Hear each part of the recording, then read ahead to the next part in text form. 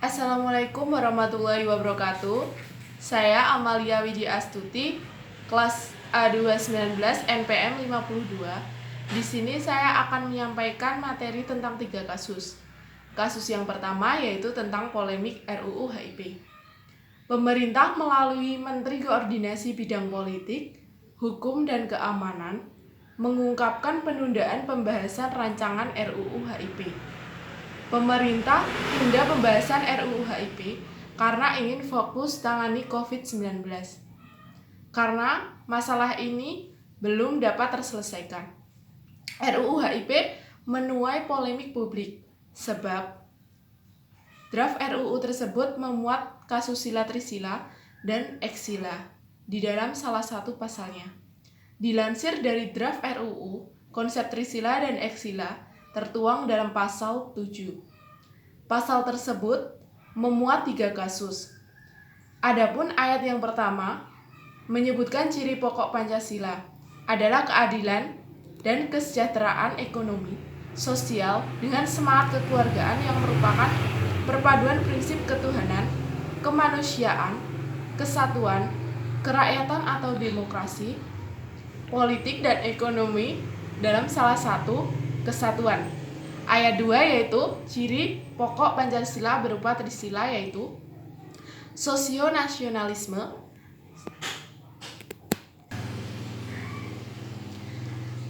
ayat 3 yaitu tentang trisila sebagai dimaksud pada ayat 2 dalam eksila yaitu gotong royong. Alasan penundaan mengungkapkan pemerintah mempunyai sejumlah alasan penundaan pembahasan rancangan RUU HIP. Salah satu berkaitan dengan aspek subsidi dari RUU HIP itu sendiri. Adapun substansinya, Presiden menyatakan bahwa TAP MPR nomor 15 tahun 1966 itu masih berlaku, meningkatkan dan tidak perlu dipersonalkan lagi. Yang kedua, menilai kebijakan alternatif yang disarankan untuk memecahkan masalah rancangan RUU HIP. Menilai kebijakan alternatif yang disarankan untuk memecahkan masalah di atas sudah efektif, karena penundaan RUU HIP ini ingin menangani fokus dalam mengatasi wabah COVID-19 ini. Karena wabah ini dianggap sangat berbahaya, akan memikirkan yang sulit ditangani. Yang ketiga, mengembangkan kebijakan publik.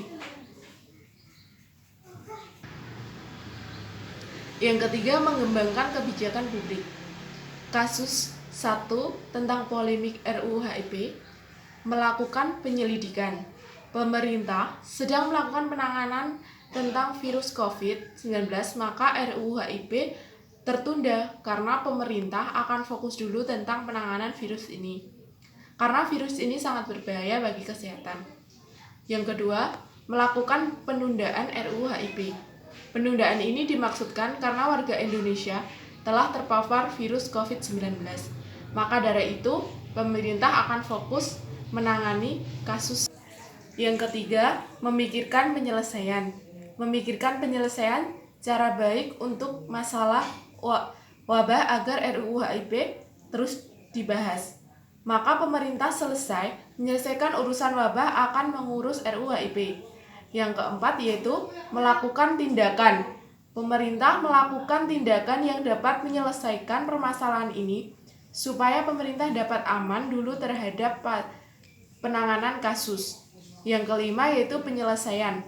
Pemilihan kebijakan yang tepat untuk menyelesaikan permasalahan dengan tepat.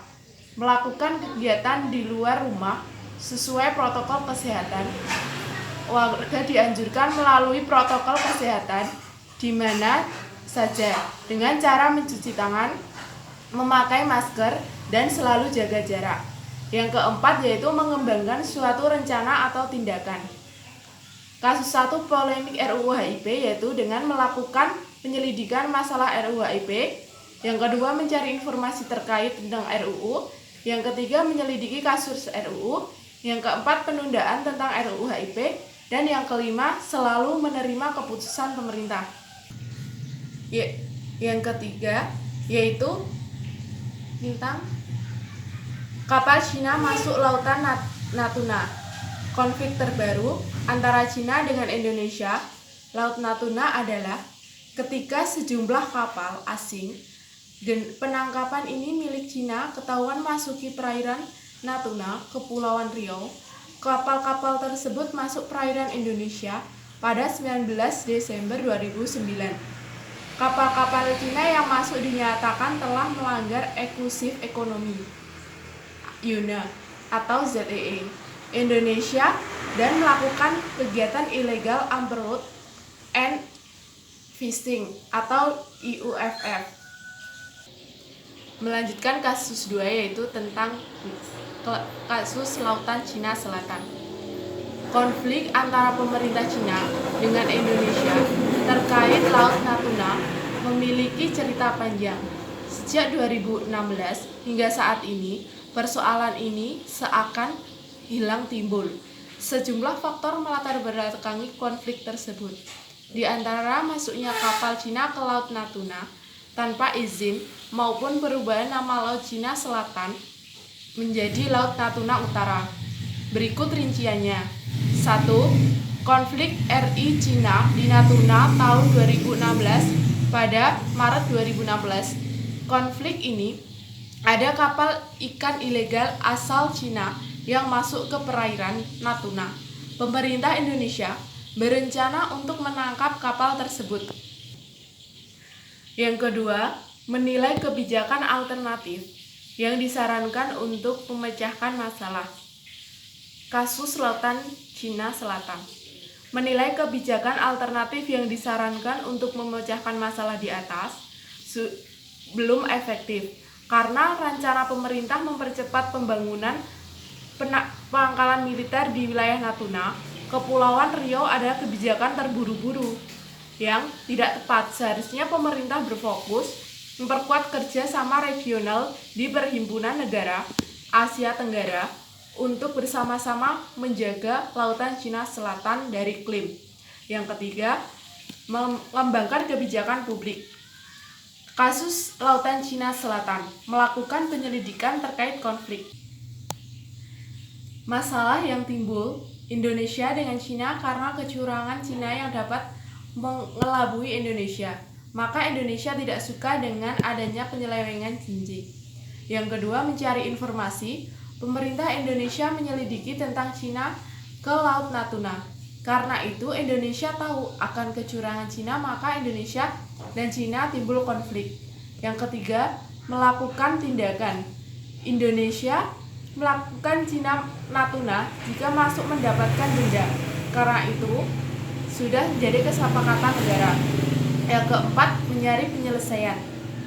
Penyelesaian masalah dilakukan dengan cara Cina masuk Natuna dengan ilegal, maka Indonesia harus menetapkan kebijakan publik. Yang kelima, tentang masalah akan tertangani. Penyelesaian masalah dilakukan dengan cara pencegahannya Cina masuk Natuna. Dan kelima, masalah akan yang dengan mengembangkan suatu rencana tindakan. Kasus 2, kasus Lautan Cina Selatan. 1. Mencari informasi. Yang kedua, melakukan penyelidikan masalah terkait. Yang ketiga, menetapkan aturan. Yang keempat, mengeluarkan kebijakan pemerintah. Dan yang kelima, menetapkan denda dan hukuman. Yang kasus 3 yaitu tentang menjelaskan masalah tentang peran WHO dalam mengatasi pandemi corona. Di tengah pandemi virus corona, banyak pihak mempertanyakan peran Organisasi Kesehatan Dunia atau WHO. Bahkan Presiden Donald Trump pernah mengancam WHO akan menuduh instansi itu berpihak pada Cina dan mengancam akan membekukan dana AS untuk WHO. Bagaimana sebenarnya peran WHO? Kami sudah membuat penilaian bahwa COVID-19 bisa dikategorikan sebagai pandemi. Itulah pemimpin WHO. Menurut Dr. Budiman, negara-negara seperti Vietnam, Mongolia, dan Cina yang patut mengikuti latihan kesiagaan dan tingkat kepatuhan tinggi sewaktu berhadapan dengan krisis pandemi COVID. Mereka jauh lebih siap. Lembaga-lembaga yang bergerak untuk meneliti, mengembangkan vaksin dan obat-obat COVID baru ini hampir separuh di Amerika dan sebagian besar adalah sektor swasta. Sebanyak 14% hingga 20% di Cina, kemudian 14% di luar Cina, Jepang, Korea, India, serta 20% berada di Eropa. Diduga vaksin ini COVID-19 akan tersedia secara komersial dalam 18 bulan ke depan. Mengingat inisiatif penelitian dan mengembangkan ini adalah sektor swasta, maka untuk menjadikan vaksin anti-COVID ini sebuah obat yang terjangkau oleh masyarakat umum, perlu adanya pengaturan baru berupa lisensi dihasilkan. Hal ini sedang diusahakan oleh WHO bersama mitra-mitra internasional yang lain. Yang kedua, menilai kebijakan alternatif yang disarankan untuk memecahkan masalah. Peran WHO untuk mengatasi pandemi corona menilai kebijakan alternatif ini yang disarankan untuk memecahkan masalah sudah efektif. Karena sebelum adanya wabah ini, WHO sudah bersiap menghadapi pandemi COVID. Segala persiapan tentang adanya wabah ini sudah dipelajari dan disiapkan beberapa tahun yang lalu. Namun memang wabah ini sangat sulit diselesaikan. Yang ketiga yaitu mengembangkan kebijakan publik. Peran WHO dalam mengatasi pandemi corona. Yang ke-1 yaitu melakukan penyelidikan tentang virus. Penyelidikan tentang adanya virus COVID-19 agar warga negara Indonesia dapat berhati-hati tentang adanya wabah ini. Karena wabah ini berbahaya, menyerang kekebalan tubuh manusia. Maka WHO harus mengetahui tentang virus ini. Yang kedua, pencegahan pendatangan orang asing. Pencegahan dari orang asing dapat dilakukan untuk pencegahan supaya dapat mengantisipasi adanya penyebaran virus ini. Yang ketiga yaitu memberikan informasi terkait dengan COVID-19. Memberikan informasi dan pengetahuan tentang virus ini, dan dapat juga melakukan penyuluhan ke warga supaya semua dapat tahu tentang hal virus ini. Yang kelima yaitu melakukan kegiatan di luar rumah seperti protokol kesehatan. Warga dianjurkan untuk mencuci tangan di mana saja, memakai masker, dan selalu jaga jarak. Mengembangkan suatu rencana atau tindakan. Peran WHO dalam mengatasi pandemi corona. Yang satu yaitu selalu mengikuti aturan pemerintah. Yang kedua, melakukan kegiatan di luar rumah seperlunya. Yang ketiga, selalu menjaga kebersihan. Yang keempat, mengikuti protokol kesehatan. Dan yang kelima, menjaga pola hidup sehat. Terima kasih, sekian dari saya. Apabila ada salah kata, mohon maaf. Wassalamualaikum warahmatullahi wabarakatuh.